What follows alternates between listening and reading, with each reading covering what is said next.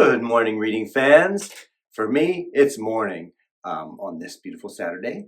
But for you, who knows when you're listening? So I've got a great book today, and this is going to take a few days, actually maybe a few weeks, because it's a novel. It's a chapter book by Cynthia Rylant called Gooseberry Park. Let's get reading. Gooseberry Park by Cynthia Rylant, with illustrations by Arthur Howard. And there's quite the list of chapters. So here's the first 11 chapters, and I'll turn the page, and here's the rest of the chapters till 19.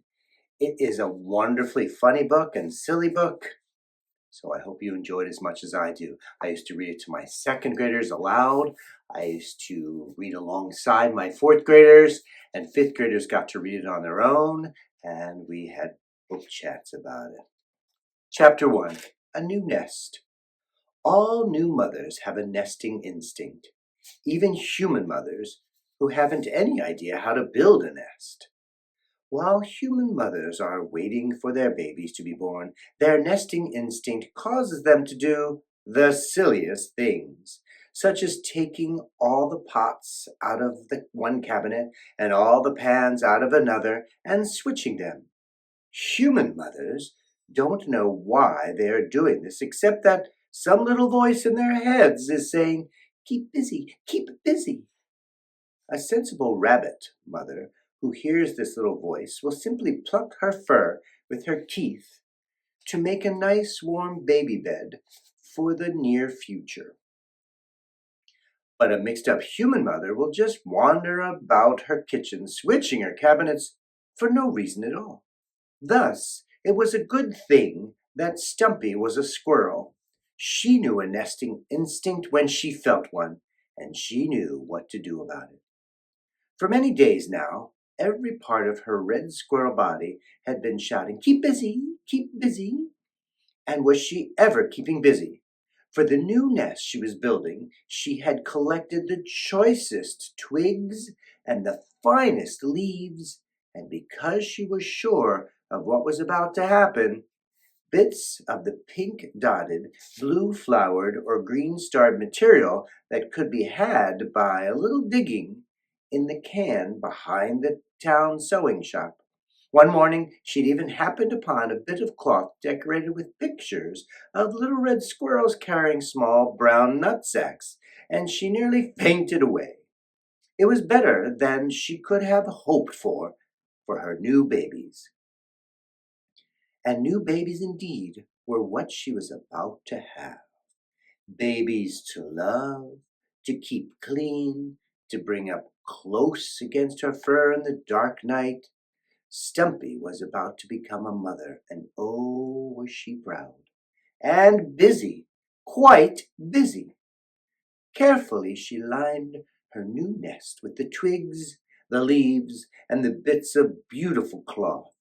She had recently moved from an old locust tree on the south side of Gooseberry Park to a pin oak on the east.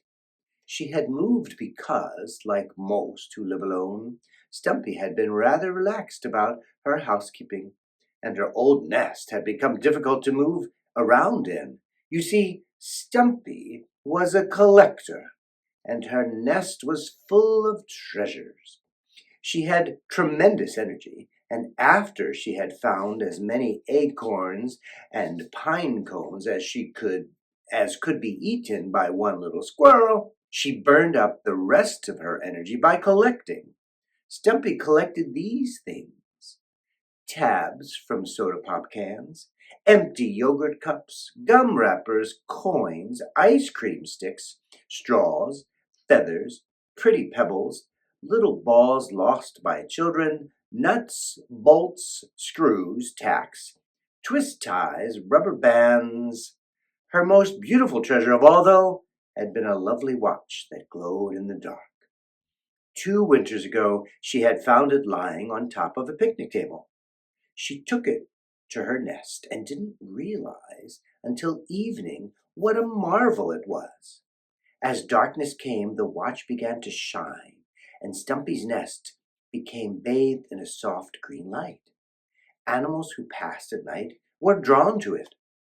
Everyone came to see it, and news spread far and wide of the glow-in-the-dark nest in Gooseberry Park.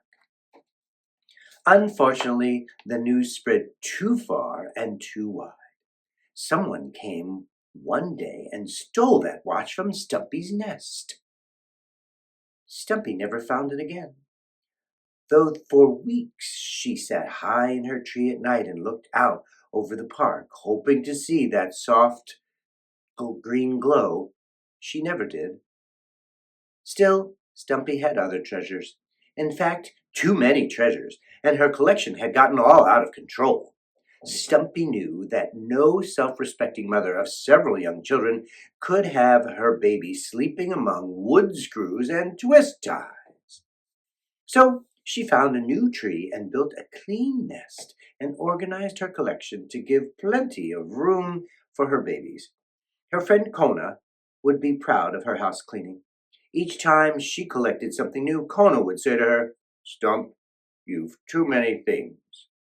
And she would answer, "Not things, treasure." And Kona would say, "Stump, my owner, Professor Albert, has a chess set crafted in pure silver, a crystal punch bowl, and a set of Limoges china. That's treasure." Well, what could a Labrador dog know about treasure anyway? Thought Stumpy. Kona was a good friend, a fine friend, but had no imagination.